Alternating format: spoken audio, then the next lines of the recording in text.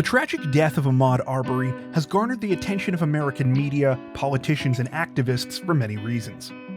The racial dynamics in the case have become a familiar focal point of discussion in American politics, especially in cases involving unarmed black men. The fact that video of the killing emerged more than 2 months after the incident only added fuel to the fire. But the case of Ahmaud Arbery is perhaps even more controversial owing to one of the central legal issues of the case: the notoriously misunderstood and sticky concept of what's known as a citizen's arrest. Arbery was killed in February while jogging in Glynn County, Georgia, by 2 men who claimed that he had been involved in a string of burglaries in their neighborhood. The men, father and son Greg and Travis McMichael, have claimed that their pursuit and killing of Arbery constituted a legal attempt to perform a citizen's arrest, and that the shooting resulted from self-defense during a struggle between Arbery and Travis McMichael. As of now, the men have been arrested and are facing murder and aggravated assault charges. In its most basic form, citizen's arrest laws allow private citizens to arrest one another for a crime without a warrant until police can arrive. Some version of the law exists in nearly every state, but they vary dramatically in terms of what types of crime the law applies to and whether the citizen must witness the crime directly before attempting to perform an arrest. For example, the law in Georgia states, quote, "A private person may arrest an offender if the offense is committed in his presence or within his immediate knowledge." If the offense is a felony and the offender is escaping or attempting to escape, a private person may arrest him upon reasonable and probable grounds of suspicion. However, this description is far from adequate in capturing the whole picture of how the nuances of the law apply, especially where the use of force is concerned.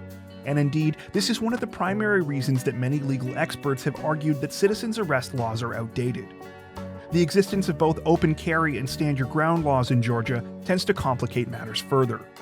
Though there are no shortage of worthwhile dimensions to examine here, such as Greg McMichael's former position as a police officer, the recusal of several prosecutors in the case, and of course the issues of race, we wanted to put politics aside and attempt to look specifically at the issue of citizen's arrest, focusing on other cases that explain the issue, the public's misunderstanding of it, and the ways it is commonly abused. We have also tried to focus wherever possible on cases that shed light on the potential outcome of the Ahmaud Arbery case. Before we get to our list, don't forget to subscribe to Crime Zone for more true crime content like this, making sure to hit the notification bell to stay up to date with our latest videos. With that out of the way, here is our list of 4 cases that explain citizens' arrest abuses.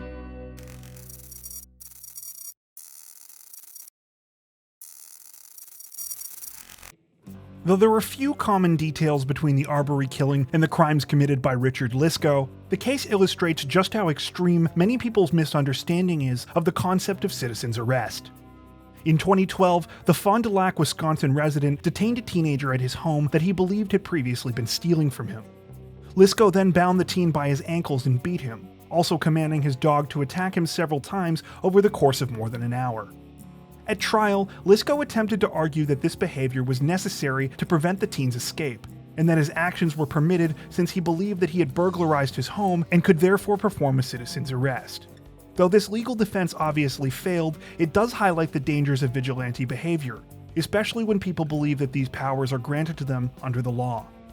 LISKO was convicted of false imprisonment and first-degree reckless injury in 2013, receiving a 6-year sentence.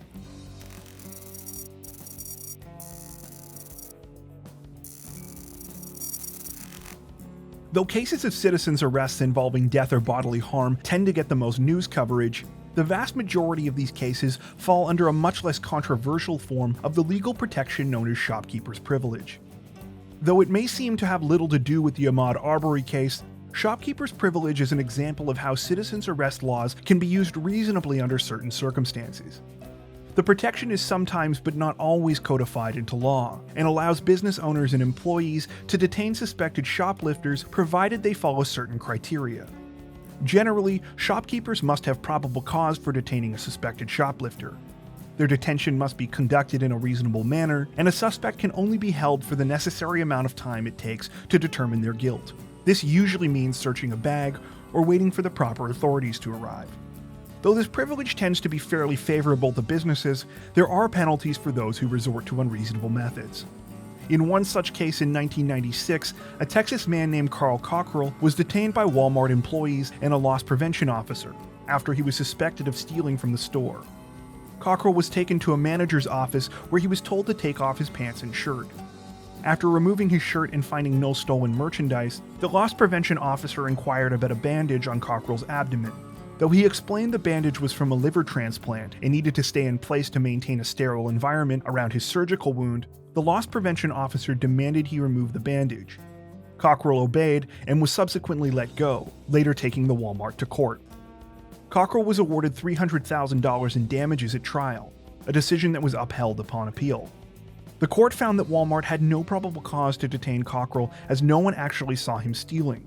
They further found that the manner and length of his detention was unreasonable, and as a result, the company was not shielded from liability under shopkeeper's privilege.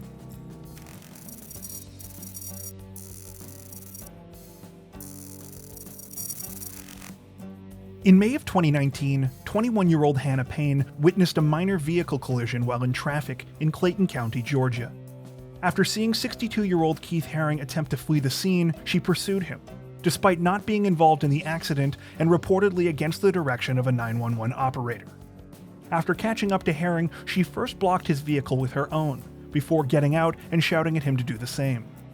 Payne claims she brought her gun with her to prevent Herring from leaving again, a weapon she was licensed to carry under Georgia law. Witnesses then say a physical altercation began between the two, with Payne allegedly punching Herring several times before Herring was shot once and killed. Payne's lawyer argued that she was simply a good Samaritan involved in an unfortunate turn of events, explaining her actions as both a valid attempt at a citizen's arrest and a case of self-defense. Payne is currently facing 2 counts of felony murder, 1 count each of malice murder, aggravated assault, and false imprisonment, and 3 counts of weapon possession during the commission of a crime. Similar to the Arbery case, the charges were largely a result of police concluding both that her use of force was unreasonable given that Herring was unarmed, and that her claim of self-defense was invalid due to her role as the aggressor in the altercation. Though Georgia does have stand-your-ground laws that grant the use of deadly force under certain circumstances, it only applies in situations where a person has a reasonable fear that failure to use such force would result in death or great bodily harm, and cannot be used as a defense if the person initially provokes that use of force against themselves to excuse their actions. Though the case has not yet gone to trial, the similarities here can't be ignored, and very well may be used by prosecutors in the Arbery case if Payne is convicted before the trials of Greg and Travis McMichael.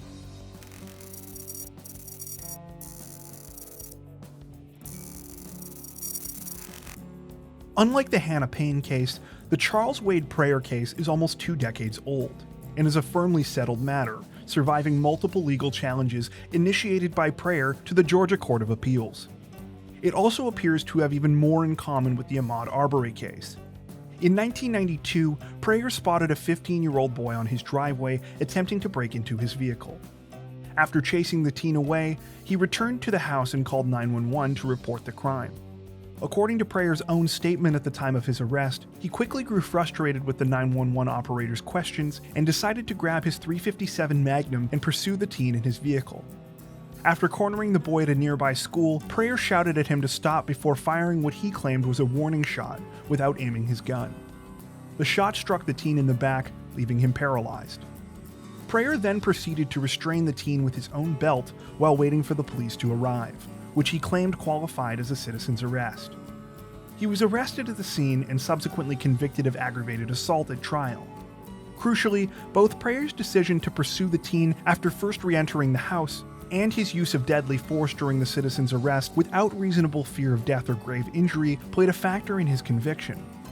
During PRAYOR's multiple appeals, he attempted to argue that the law granted him the right to use whatever force was necessary to stop a fleeing suspect. The appeals court denied this claim, pointing out that the law does not prescribe a specific amount of force as a protected part of a citizen's arrest.